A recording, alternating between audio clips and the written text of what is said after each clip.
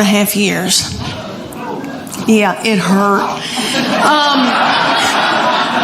It did. I was pregnant and or breastfeeding for 6 straight years in the foothills of the Appalachian Mountains. And let me tell y'all, when I found out about my third baby, I feel terrible how I reacted, but I was so overwhelmed and so tired.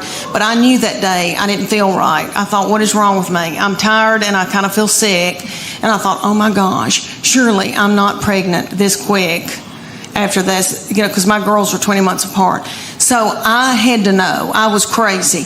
I drove to the Walmart in the foothills of the Appalachian Mountains, and I took my 2 babies with me in the diaper bag and all that stuff you take with you. And I went into the Walmart and bought an EPT pregnancy test. I took it in the stall, and I tinkled on it. And my 3-year-old boy looked at me and said, "What, is it positive?" And it was. And I drove home just as fast as I could, and I called my husband at work, and I said, "You're trying to kill me, aren't you?" "Well, you're not going to, because I'm going to walk out in the woods and let the animals eat me."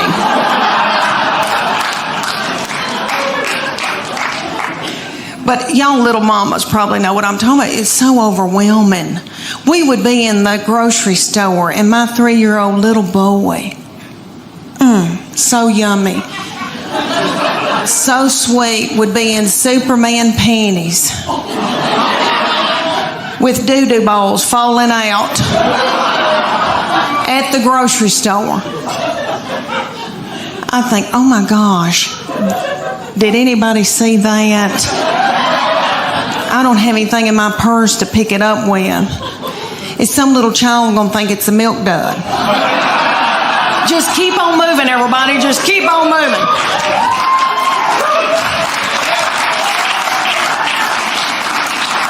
All right, so my husband is a big man and is 6'4". I'm 5'8". We breed big kids.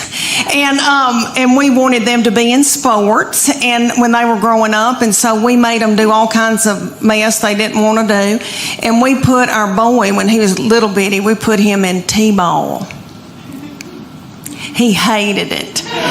I don't know if any of y'all have had a baby play T-ball, but for those of you who don't know, T-ball season, it's about 110 degrees outside. It's little children that are 4 look like they've got a diaper on under their baseball pants or a pull-up. The games last about 3 hours.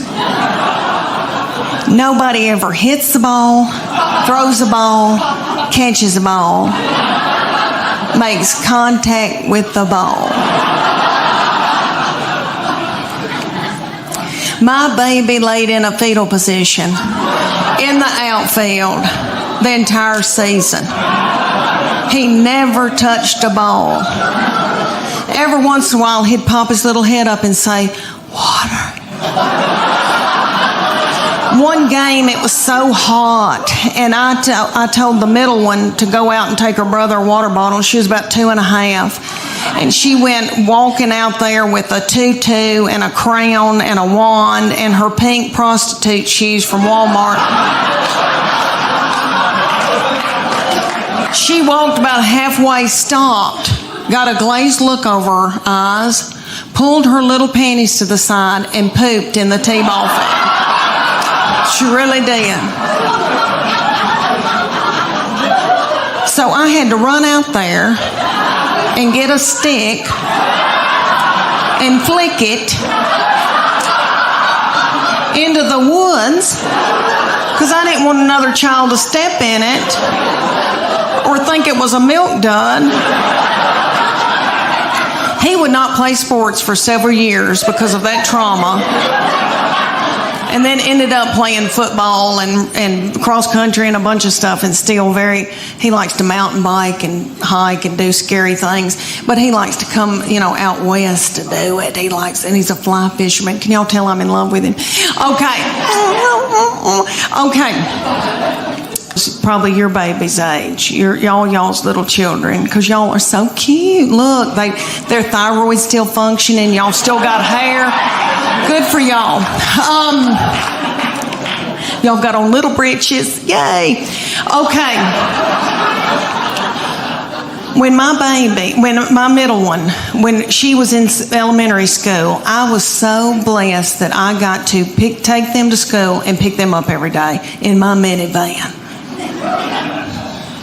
And I would watch them come out, my girls, and I saw them. They were in a good mood. I saw it. All right, they would be goosing each other and waving to all the little children and the principal. See you tomorrow. Okay. Then they'd come over to my minivan, get in, slam the door. That middle one would take her backpack and sling me in the back of the head with it.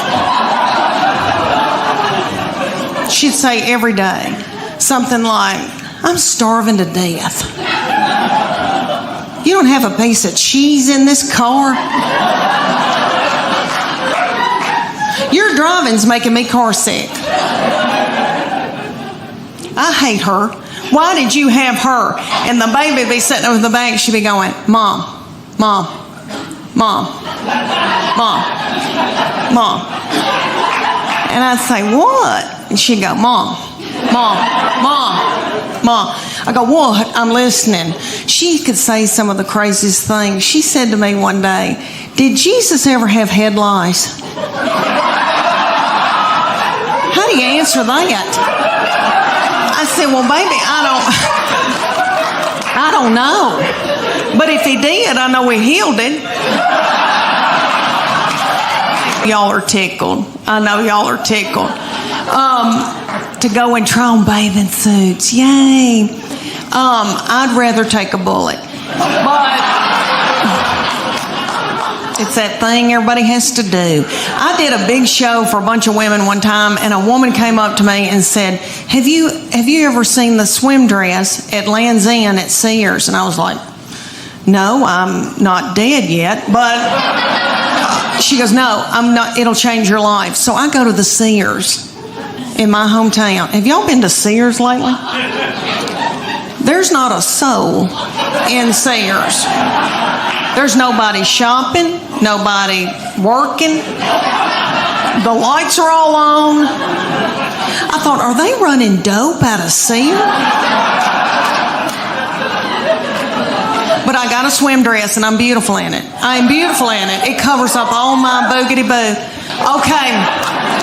So, what I've worn for years, over the years, is a miracle suit. The miracle suit is at department stores. It's got a tag on it that says lose 10 pounds in 10 minutes.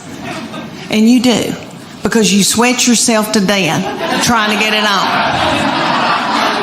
Because it's a one piece and there's a girdle in it. I know, gross. Okay, have you eaten? All right, there's a girdle in it, so it smooths you out real cute through here. You look real nice through here because it squeezes your fat out and every other hole. And don't get it wet. Somebody will have to cut it off of you. So I bought it for years. I bought it and I looked terrible in it. And I knew it, so I'd buy a big sarong and like wrap it around my body and then act like I'm reading a book. Okay, so my good friend knew that I was buying miracle suits. She goes, I want one. So she took her 14-year-old girl and they went to the department store and they got in the dressing room and the 14-year-old was sacking her mama up in this bathing suit. They both broke out in a sweat over their lip. And the 14-year-old said, ooh, gross. Mom, put it back, let's get out of here. She said, I can't, I gotta buy it. I just peed in it. Thank y'all so much.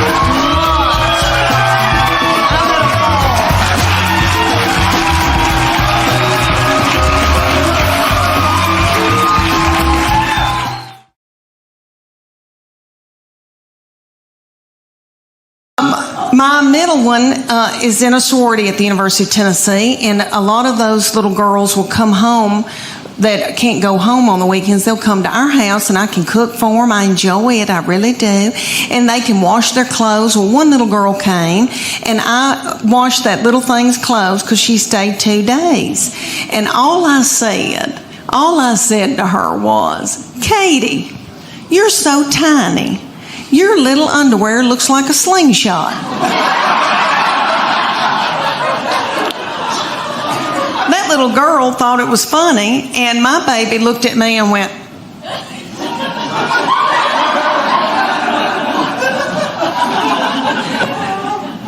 so I got out of there. And then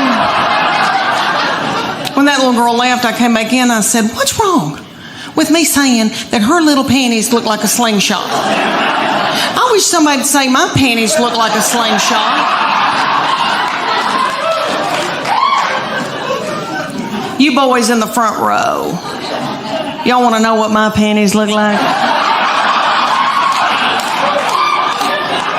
Did y'all ever watch Braveheart and Mel Gibson? You remember that big old catapult when they'd pull that big thing back, put a ball in it, fling it, and kill a bunch of women and children with it?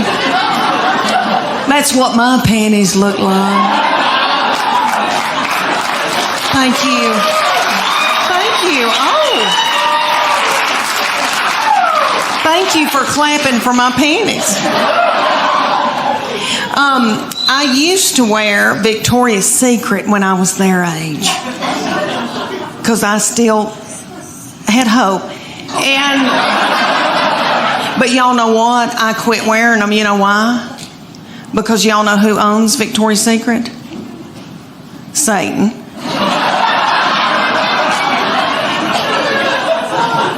And I don't wear my panties for evil. So that was cutting me in two. They just got to be too little. So I bought Somas. Anybody here giving up like I have? Anybody here wearing Somas? No? Let me tell you about Somas. They're the best thing that's ever happened. Okay, because they've got a whole line of nightgowns and underwear and all this stuff that's called Cool Nights. Because it pulls moisture away from you in the night. Yay. To keep you from having a stroke. Because you're going through the change and you're sweating. Dr. Oz, are y'all with me? So, it has a dry fit technology in it. So you boys could play golf in them.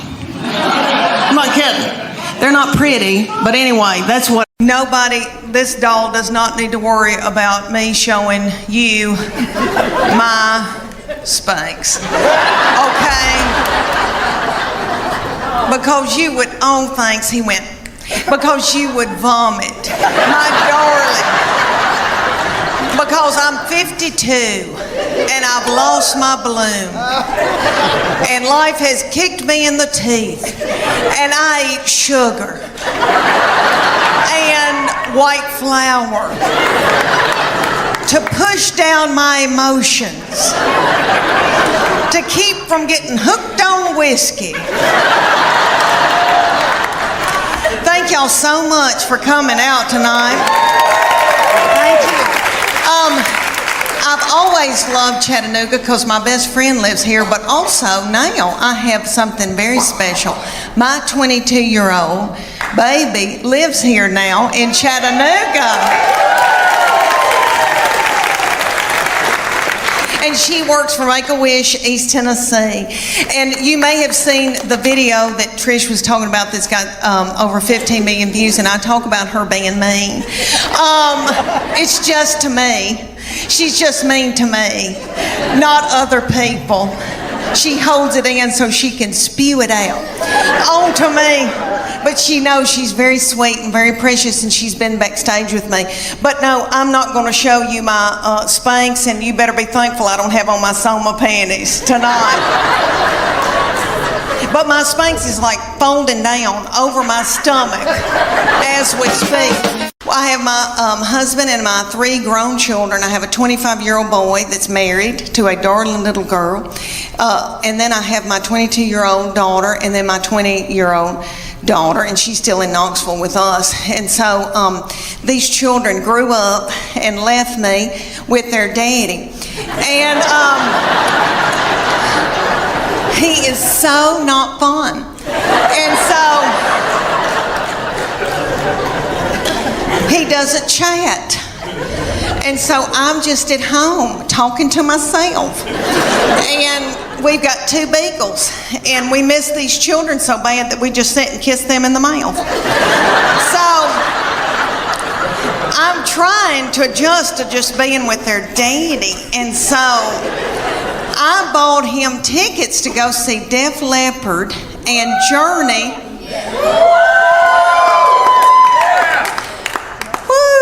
Okay, let me tell you. Have y'all been to concerts lately with old people that are older than I am? Okay, we went and I thought, oh, we're going to have a fun date. And I said, where are we going to go out to eat? And he goes, I don't have time for that. It was on a weeknight. So he went to the Pilot and bought himself a tall boy. And I think that's what it's called, and an egg salad sandwich from the Pilot. And so I didn't get to eat, and I was so hungry. And it dawned on me at a concert. You know, when I was 20 and I'd go to a concert, I was at University of Tennessee, and so I'd go to Thompson Bowling. And I'd wear a crop top. And I didn't care about eating. I wasn't hungry, you know. I was thinking what boys were going to be there, and I had on little bitty breeches. Because I still had a metabolism and my thyroid was acting right. Okay. So we go to Def Leppard and Journey, and everybody there is our age. And everybody's worried about the snack bar, first of all. And I was too. And I was so hungry. And I noticed that people had big Diet Cokes, like big buckets of Diet Coke, and were sucking on those big buckets of Diet Coke while the concert was going on. And every once in a while, somebody would stand up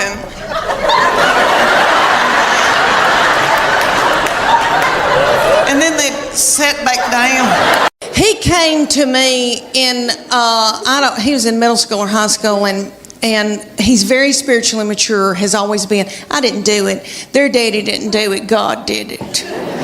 But we call him our little Billy Graham. But anywho, so he was dating a little girl, and he came home, and I said, what y'all been doing? And he said, we've been watching a movie, and we were kissing. I said, oh, that's normal.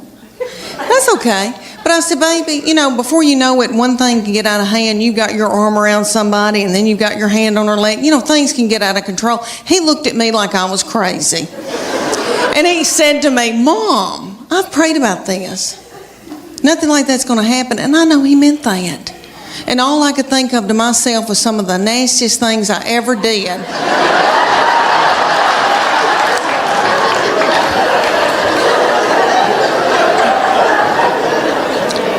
Was at the Adams United Methodist Youth Fellowship.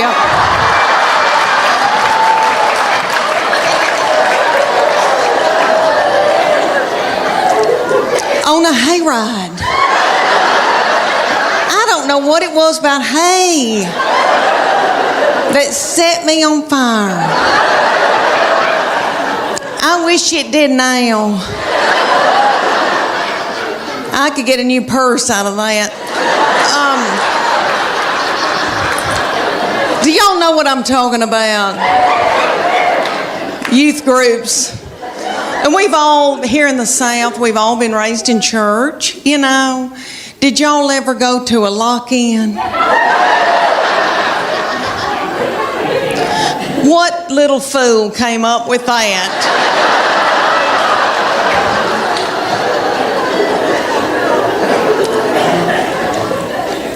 Y'all know that it was some precious little woman maybe, and they were like, they were in a committee meeting, and she was like, oh gosh, y'all, we need to come up for something for all the hormonal teenagers.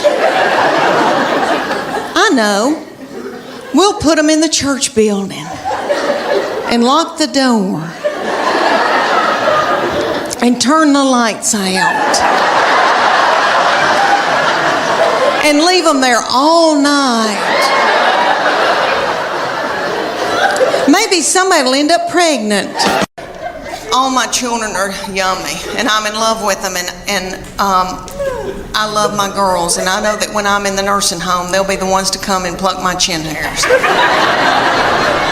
Because he is now since married and gone off with his wife and her people. And that's what boys do. They cling to their wife. That's biblical. He said to me, Mom, she is now my immediate family. You are my extended. That's what he said to me right before they got married. And he said, Mom, that's biblical. I'm supposed to cling to my wife. And I thought, why did I show him the Bible? Well, he has always been spiritually mature. We call him our little Billy Graham.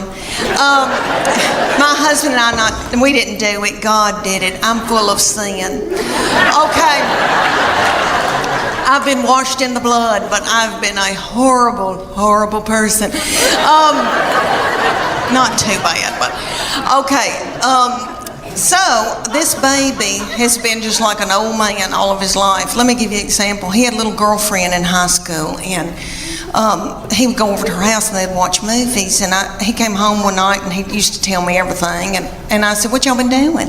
He said, well, we've been watching television and kissing on the couch. And I said, okay, baby, okay. That's all right. That's normal. But I said, before you know it, you've got your hand on somebody's leg, your arm around, and things can get out of control. And I just say, slow it down. He looked at me like I was crazy. And he said, Mom, I've prayed about this. Nothing like that's going to happen. And I know he meant that. And all I could think of to myself was some of the nastiest things I ever did.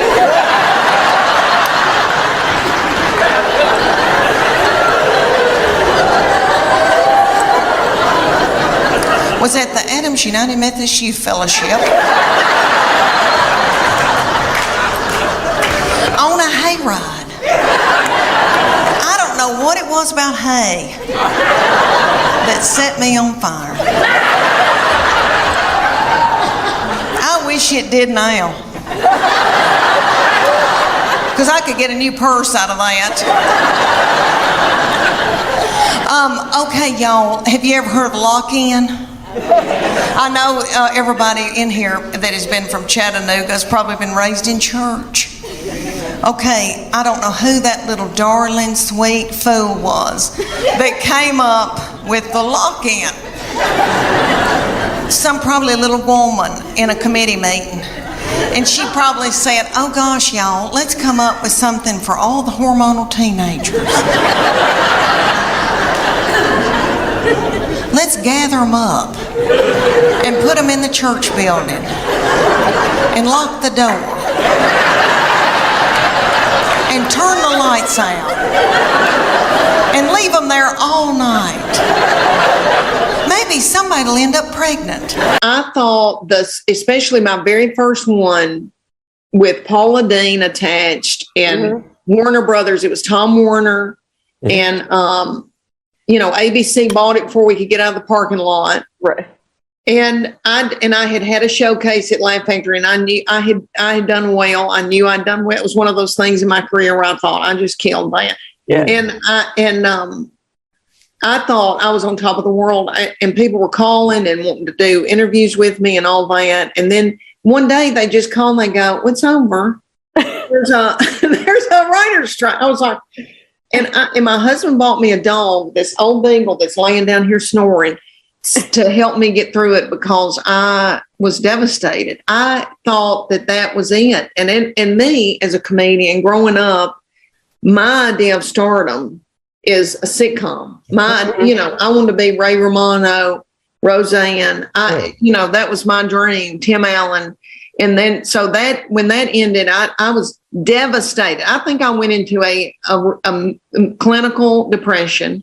I understand. And then I got the second deal and thought Matt Williams had created Roseanne Home Improvement. Nick at Night came after me. Yeah. They gave us money to shoot a pilot.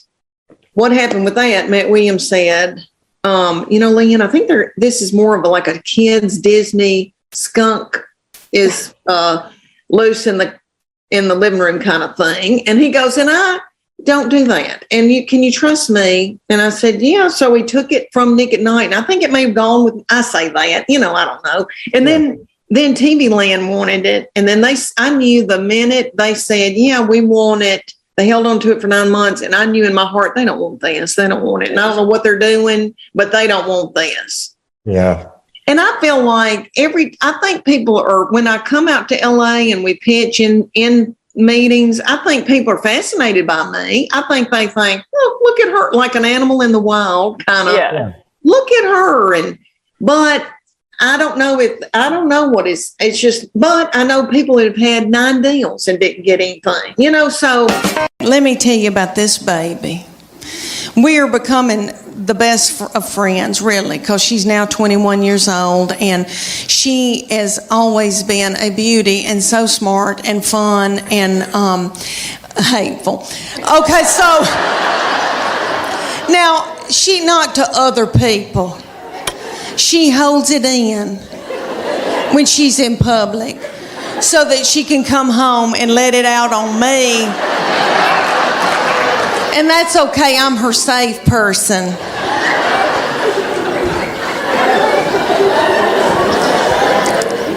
And I believe that God allows this when your children get in about, I don't know, junior, senior in high school, because He knows that you're grieving, because they're gonna leave.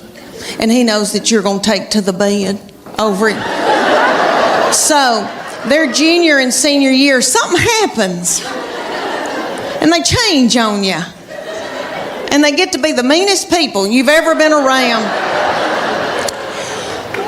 So by the time they're ready to leave, you kick their crap out onto the curb. Her junior year, this started, okay.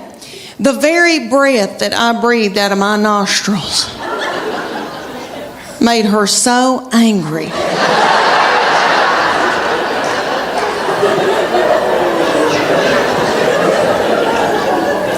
We were not allowed to eat cereal in our own home.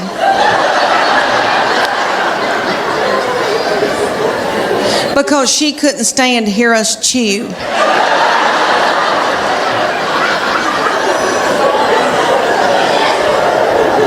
And I don't mean to talk about her because she had a lot on her.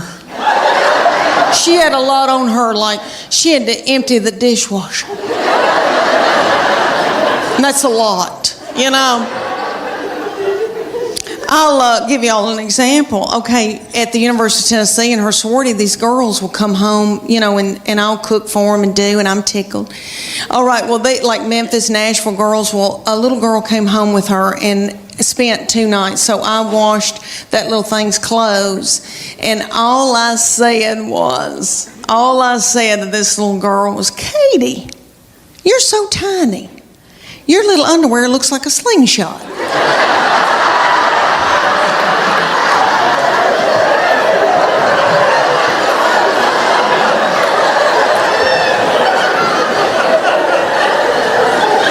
That little girl thought it was funny. And my baby went.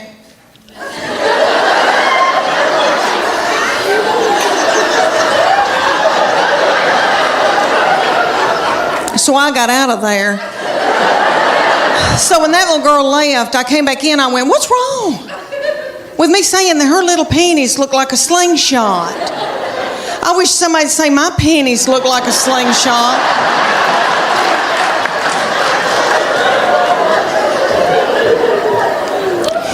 My panties look like... Have y'all ever seen Mel Gibson in Braveheart?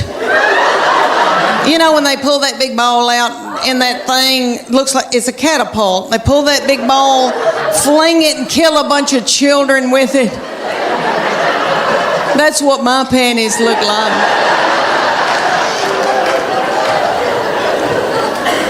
Do y'all know who owns Victoria's Secret? I used to buy my panties at Victoria's Secret, but they started cutting me in two. All right. Do y'all know who owns it? Satan. Okay, so. Get out, Leanne. Get out.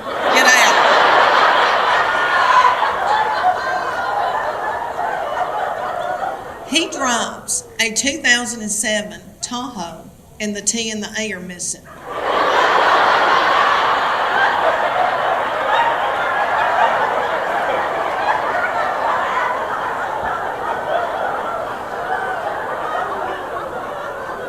And if I was home tomorrow, we would be pulling up in that big Tahoe to the Baptist church in the doorway. And when church is over, my husband wants out of there and doesn't want to talk to anybody. And see, that's my time to fellowship. And he drives that big old Tahoe up to the front door of the Baptist church and goes,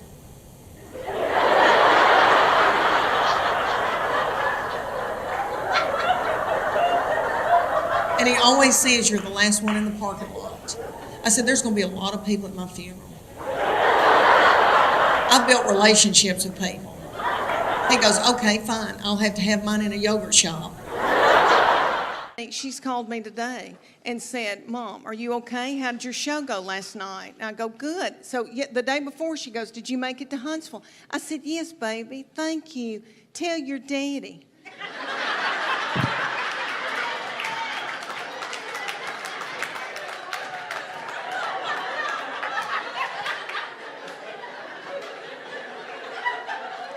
Curtis, he was so in love with me, honey. Stalked me, bought me presents, did all that. We will be married 29 years. Thank you. Thank you. Thank you. I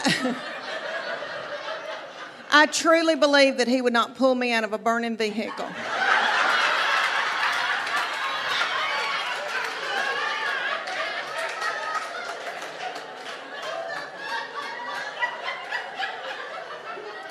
Okay, here's something that's different. Now that they're having little children, so different than when I had mine.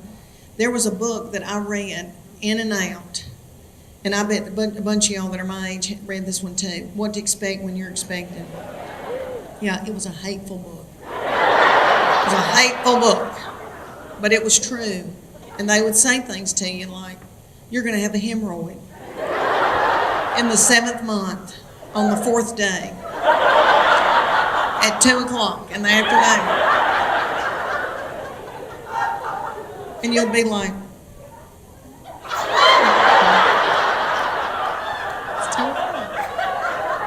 Back then, everybody was terrified about food allergies, and that was a big thing that they stressed, and our pediatricians. And I remember having this whole big chart in my kitchen on the wall that told me, my boy, I wouldn't let him have sweet potatoes until August after I had cleared the squash in July. That just crazy. And I did perfect with him. The second one came along, did okay with her, really did. That third one came along. We were at the McDonald's. I had two playing one in the balls and one up in a tube. And that my baby child did not have any teeth yet. She was in a high chair, and I threw a cheeseburger onto her high chair, and she gummed it down. And a woman came over the intercom and said, "Excuse me, ma'am, but your baby has pooped in the tube."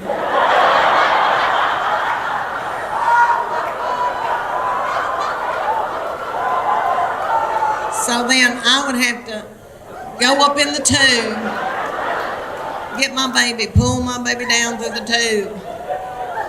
Do y'all remember playing in the balls? My children loved the balls. And Lord, we had a ball going. Me and my friends would go to anywhere that they had a bunch of balls and tubes, and little children would be playing in a dirty diaper, swim by on top of the balls. And then like a chicken nugget. Going through. You think about all this with COVID. There's no way they'd let any of that happen. Good night. You think of Chuck E. Cheese? That was a free-for-all. I loved it. Okay. Let me tell y'all this. Baby food has changed, and I didn't know this. When I was having my babies, you had little baby food jars. They've still got maybe 2 of those on the grocery store thing. Now it's in pouches. Everything's in pouches, and I don't think they're worried about food allergies. My grandbaby had a pouch that had turmeric, cashews, and squash in it, all squished together. And now they don't feed babies with spoons. They just squirt that pouch in their mouth.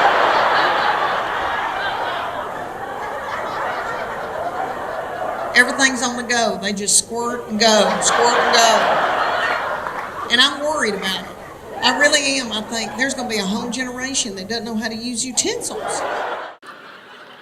Okay, the 5 love languages. All right. Me and Chuck Morgan in Sunday school class went on a retreat, and they talked to us about the 5 love languages. You know, and it's written by little Gary Chapman, who is a doll and tiny and does, that man's probably getting in his 90s, and he does sit-ups every day. And that little thing, and I got to meet him later. He was a doll. But anyway, the 5 love languages, if you don't know about that, you've got to get it. There was a 5 love languages for your marriage, and then there's one for your children. And you need to get that. Everybody's got a love language. And you take the test. You got to read the book and take the test. Well, you don't read the book. I didn't. But you can take the test. I like to read books about Hollywood murder. So, anyway, you take the test, and then you can, and your husband takes the test, and you find out what his love language is, and he finds out what your love language is. And if you find that out, then you can feed them their love language. And then, so I can feed Chuck Morgan his love language, and then his love tank fills full. If I don't, he could go to work and be at a water fountain, and some whore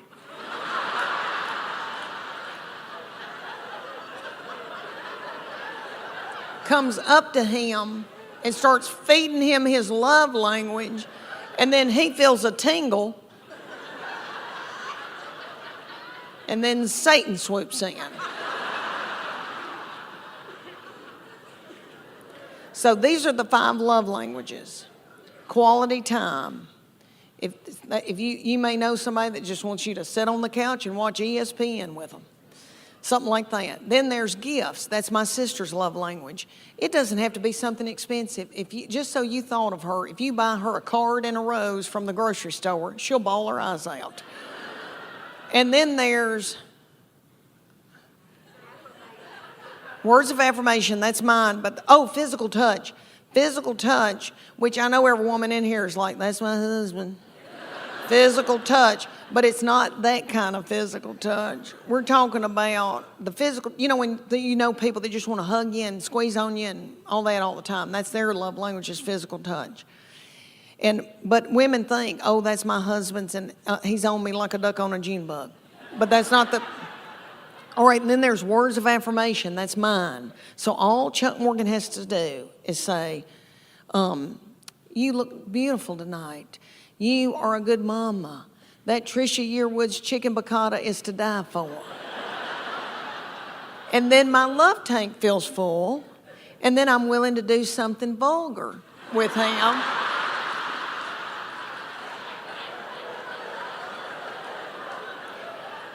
And then he gives me money to get my hair highlighted.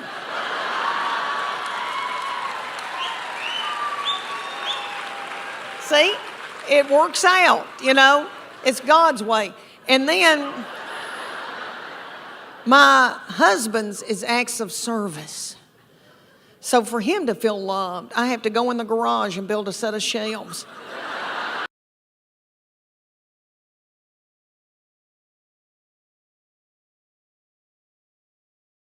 Let me tell you about my family. I have my husband. We live in Knoxville, Tennessee. I have my husband. Thank you. Well, I have my husband and my 3 grown children. I have a 25-year-old boy that's married to a darling little girl. And then I have my 22-year-old daughter and then my 20-year-old daughter, and she's still in Knoxville with us. And so these children grew up and left me with their daddy. And he is so not fun. And so he doesn't chat. And so I'm just at home talking to myself. And we've got 2 beagles. And we miss these children so bad that we just sit and kiss them in the mouth. So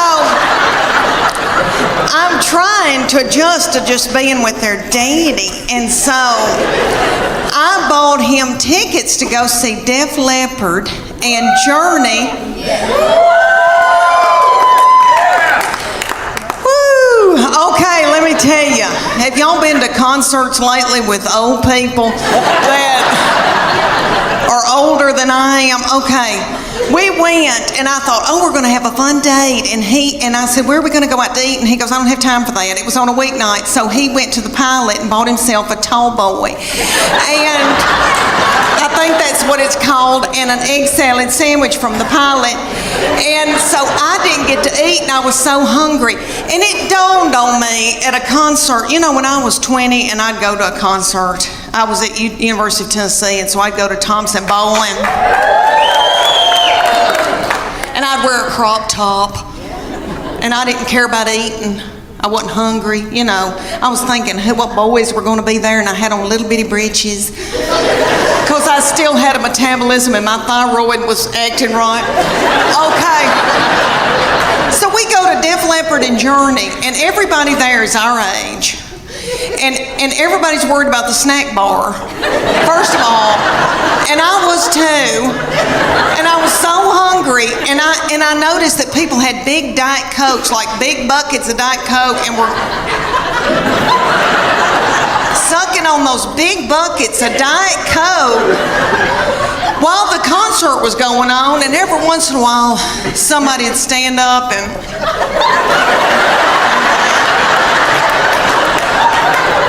and then they'd sit back down.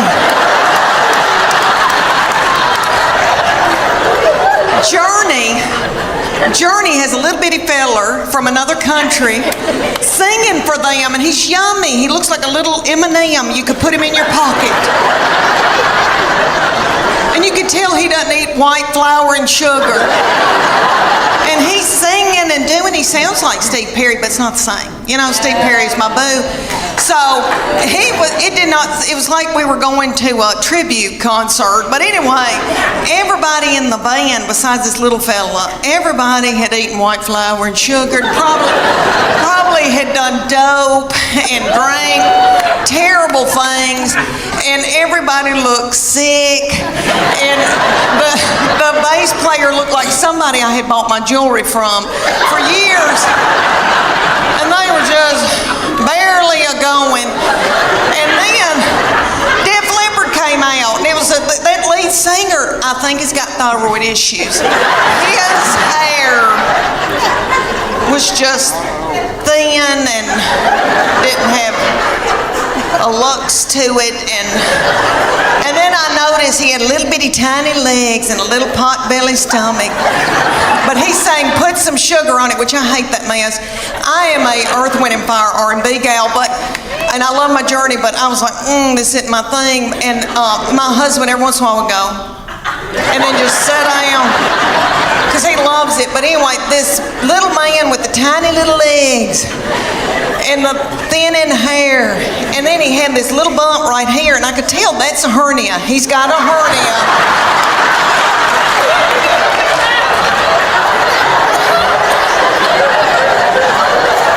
And I bet that he hadn't had time to get it fixed. He hadn't had time to put a mesh in. And you can just see it. It looks like my stomach because I've had a hernia, but I've had mine fixed. And I thought, oh, bless his heart. But he'd do, and he'd prop a little thin, frail leg up on something. Oh, I thought, isn't it funny how things have changed since I went to concerts when I was 20? Everybody was walking out like this because everybody had inflammation in their feet.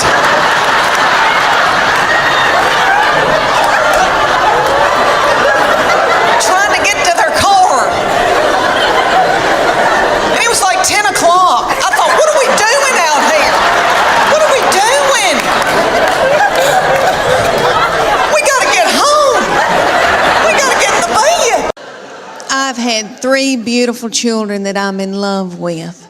I have a son who is 14 years old now. I cannot believe it. Thank you.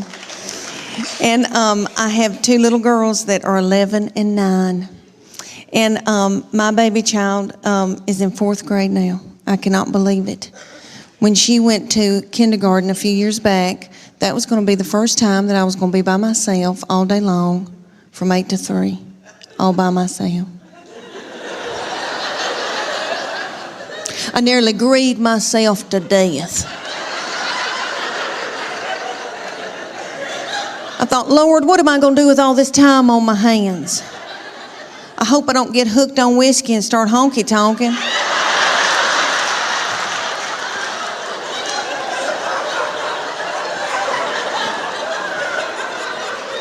About 3 weeks into kindergarten, I was like, it's your birthday, Now I ain't gonna get a pap smear without somebody sitting on my head.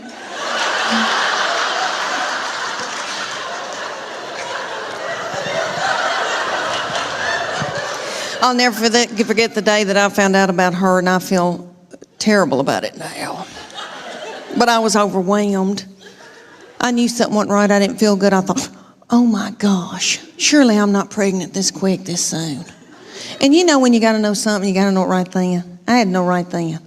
I grabbed up my 2 babies and diaper bag and all that stuff you take with you everywhere you go, and I went to the Walmart in the foothills of the Appalachian Mountains. And I bought an EPT pregnancy test, and I took it in the stall at Walmart. And I tinkled on it. And my 3-year-old boy looked at me, he said, "What, is it positive?"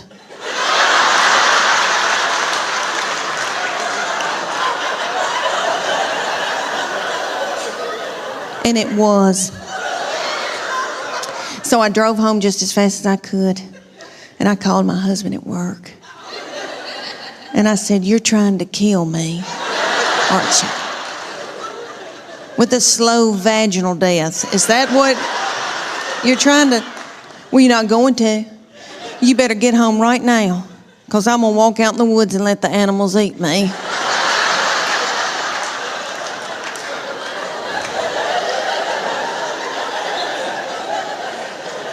But let me explain to y'all why I was so torn up.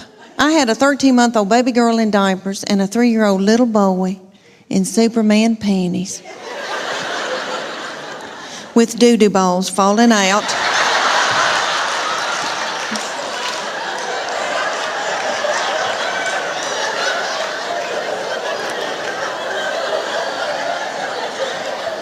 At the grocery store. I thought, oh my Lord, did anybody see that? I don't have anything in my purse to pick it up with. Is some little child gonna think it's a milk dud?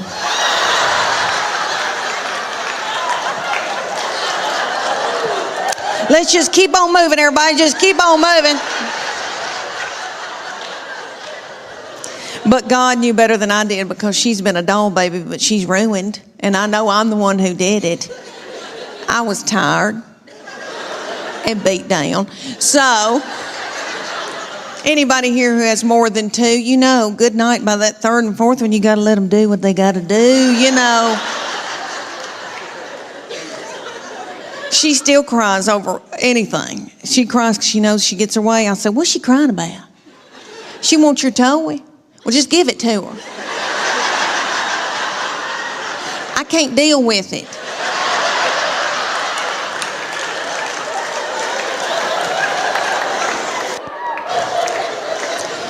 But she's a quirky little thing and fun. She is. She enjoys office work. And for Santa Claus this past Christmas, she wanted a filing cabinet. And that's what she wanted. And she likes, you know, big tape dispensers and all that kind of stuff. And in our house, she has offices set up all over our house. And she's always talked to herself. And we like to sneak and watch her, because she'll be doing office work. She has her little Barbie phone or cell phones and old cordless phones, and she'll be calling people up and chewing them out over the phone. She says, "Well, if you can't get this order in, I'm taking my business elsewhere." She says she wants to work for Geico when she gets older. For her 8th birthday, you know how mamas will call you and say, "What's she into? What can I get her?" And I said, "Well, she needs office supplies."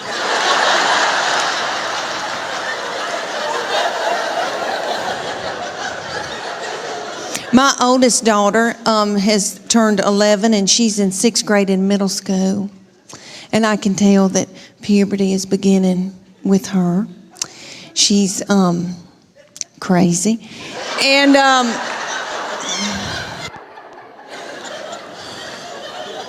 she's mean as a snake. And we're scared to death of her, but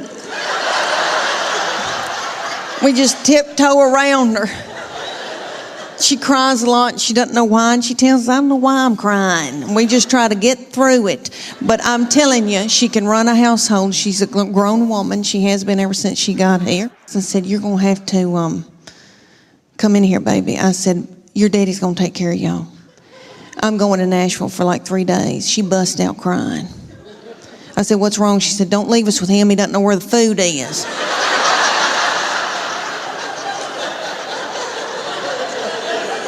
I said, well, that's why you're in charge. And she is. God love her. But my girls are emotional, and I don't mean to talk about them because I love them, and I know they'll visit me in the nursing home. But they are lunatics. My husband says they're psycho, and they need therapy. And I'll give you all an example. I can be in the pickup line at school, and this happened when they were in 1st grade, and it happens every day when I pick them up at school now. I'm sitting in the pickup line, and I can see them come out, and they are in a good mood.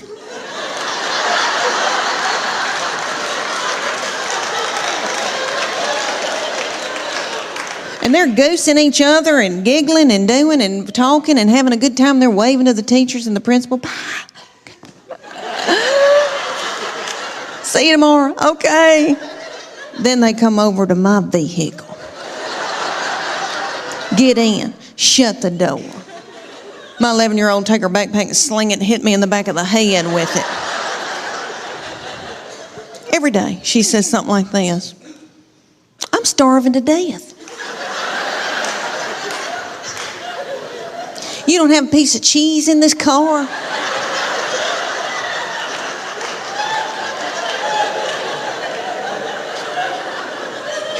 Your driving's making me car sick.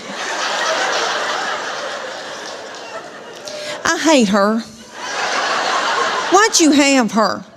And then my baby will be sitting up there in a daze. She'll be going, Mama, Mama, Mama, Mama, Mama, Mama, Mama.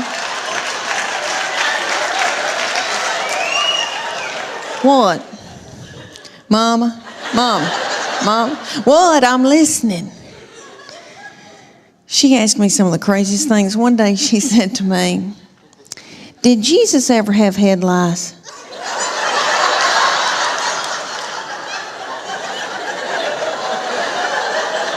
How do you answer something like that? I said, well, baby, if he did, I know he healed it.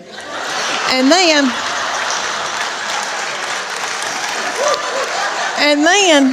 my girls be whipping each other in the back seat and telling each other how bad they hate each other and they wished each other were dead. And then my sweet boy will come out.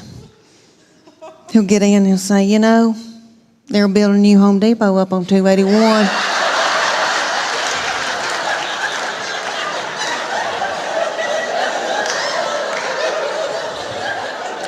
Just as happy-go-lucky.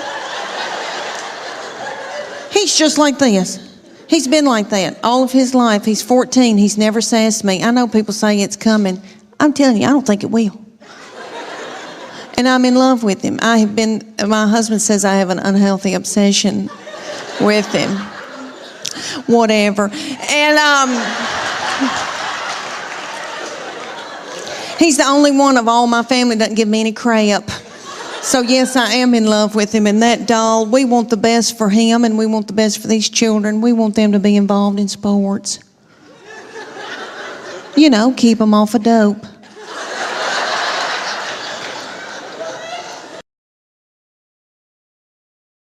Other people, I certainly do. I tend to jump to the worst possible scenario. I catastrophize constantly, much to the detriment of many of my relationships. I was dating a guy once, and I said, hey, babe, when you don't hear back from me for a few hours, do you ever get scared that something bad might have happened to me? And he goes, no. I get scared you're mad at me. Men would rather you be dead than mad at them. Men would rather be in mourning than in trouble. That's the truth. If a guy misses 5 calls from his wife, he's like, oh, I hope this is the paramedic who found her.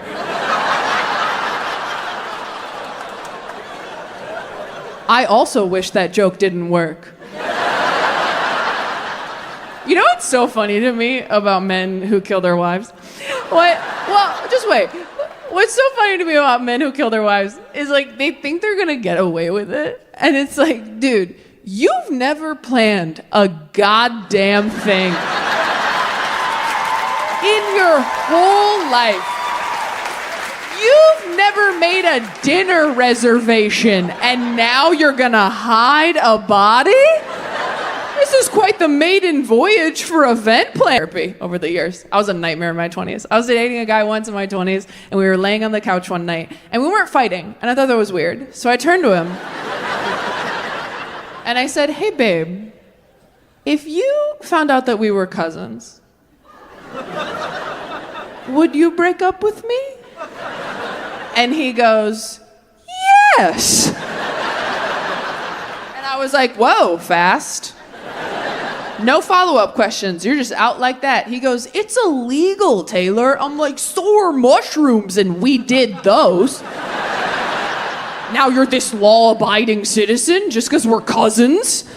He goes, you're so wrong about this. Ask anyone we know. So I texted the 3 happiest couples in my phone, and I said, hey, if you 2 found out you're cousins, you didn't know when you met, you haven't known this whole time you've been together, you have the same relationship you've always had, but whoops, you're cousins. Would you break up? And they all wrote back, do we have to tell anybody? And I showed him my phone and I said, that's what love looks like.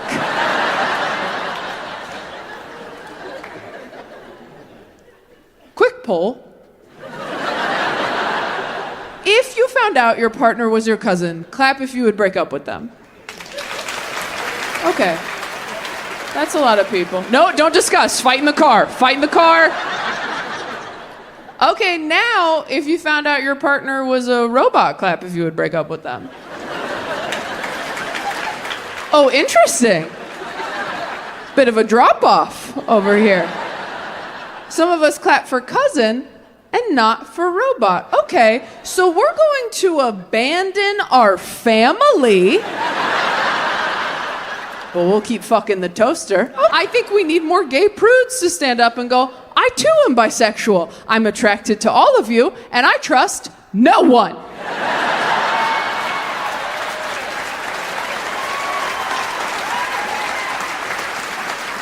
I would, but I will not.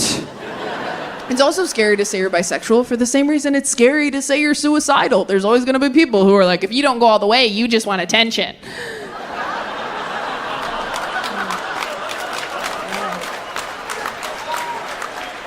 You know who likes that joke? Queer people. Queer people get that joke? Straight people are like, oh my God, there were so many sad words. Which is fair, you're right. No offense, straight guys. I have to say, I am so glad that straight men are not my only option anymore. That was bleak. That was tough. And it's not because you're bad people. You're just so hard to communicate with. I mean, and I tried. I've been to couples therapy with a lot of dudes. Never been married. That's embarrassing. You know how embarrassing it is to break up with someone you've been to couples therapy with? You just have to live the rest of your life with all this useless information about some dude's childhood. You're like, cool, guess I'll just go the rest of my days knowing what triggers Michael. That sucks. I also couldn't get on the same page with a lot of my boyfriends about our future. Like, I used to only want to adopt if I was going to have kids. And every straight guy I ever dated was like, no, it's going to look like me or I'll eat it. Every guy. Which, hey, I've never been a father. Maybe that's true, right? I had one boyfriend who said he would use a surrogate. He was open to that idea, which I do love the idea of a surrogate. What a power move to be like, can you just hold this for 9 months? I'm so busy. I'm getting a call. Don't eat fish. You breeze back in 9 months later. Their guts are everywhere. You have a blowout. You're like, thank you so much. Thank you. Hey, you're glowing. You're brave. Money's on the nightstand. 5 stars. Bye.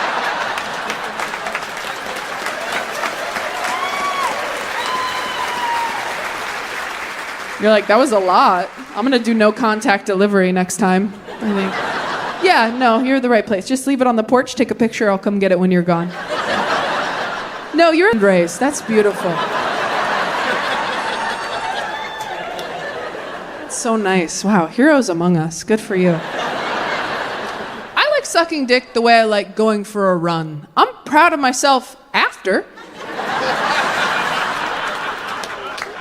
But during, I'm always like, why'd I do this? I didn't have to do this. There's other ways to get where I'm going. But then afterwards, I'm always like, wow, the power of the human spirit. Really is all mind over matter out there. But then during, I'm like, people should be throwing little cups of water on me for being so brave. But then afterwards, I'm like, nice, got my time down.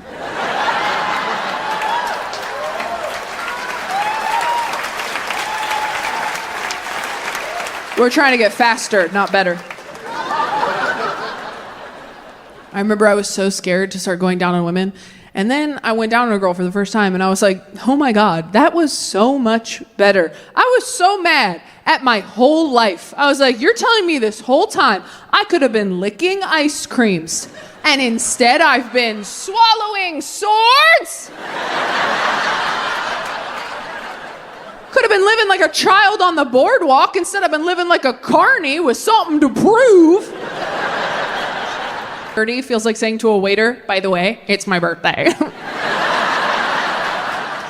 They're like, cool, sing to yourself. You're a grown woman. So you're like, excuse me, I was very brave. I just came out. They're like, yeah, but the coast was clear, wasn't it, babe? Like, I would have come out sooner, but I have 3 younger siblings, and they're all queer, and they kept coming out. They just kept popping out like little groundhogs. And every time another one popped out, I was like, well, that's 6 more months of heterosexuality for me, I guess. I was also hesitant to come out as bisexual because there's a stigma around it, right? When you say you're bisexual, a lot of people assume that you are good at sex. And I'm not, guys. And I refuse to get better. All right? I'm not learning any more tricks, okay? I turned 30, I was like, shut it down. As Jesus said, it is finished. I'm hitting save progress. I'm going to die on this level. But I didn't want to tarnish the brand of bisexuality. I didn't want to bring down the team. I have so many queer friends who are so open and free with their sexualities. It's like, oh, it's so fun. I have so many like Samanthas in my friend group, and they're so fun and inspiring. But I also think,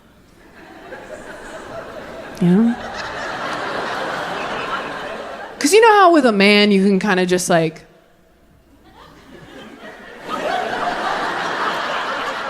in a traumatic way, just in like a, oh, I'm in the back seat on a road trip, forgot my headphones, let's look at clouds.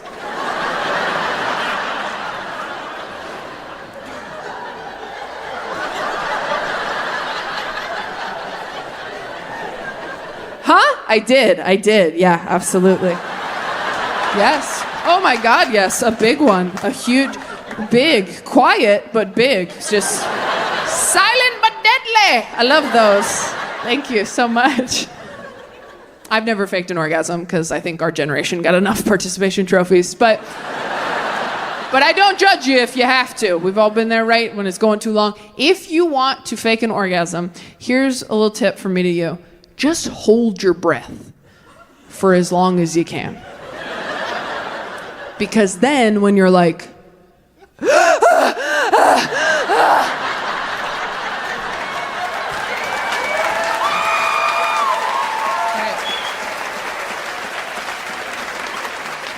it'll seem like you came when really you just came up for air. That's how you get rid of hiccups and Jeremy. From a part-time job. They're like, you can't even work here Mondays and Tuesdays. Holy shit. I didn't think I was gonna like dating somebody poly. She was poly, I was busy.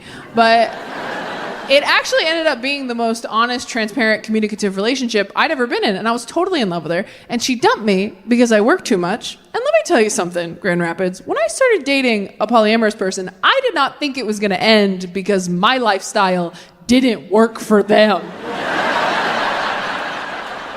I know some of you don't believe me. You're like, there's no way you liked being poly, Taylor. You are not cool. You reek of monogamy. I bet you masturbate to Bridgerton. And you know what? I don't. I have. but I don't. That joke's not going in the special. There's no way. No. That's way too vulnerable to put on Netflix. We'll not be doing that. Unless it helps the algorithm. We'll have to talk about it. If Netflix was like, if you liked Bridgerton, we always get the cast of Pirates of the Caribbean. We always get Shigo from Kim Possible. We always get Robin Hood the Fox version.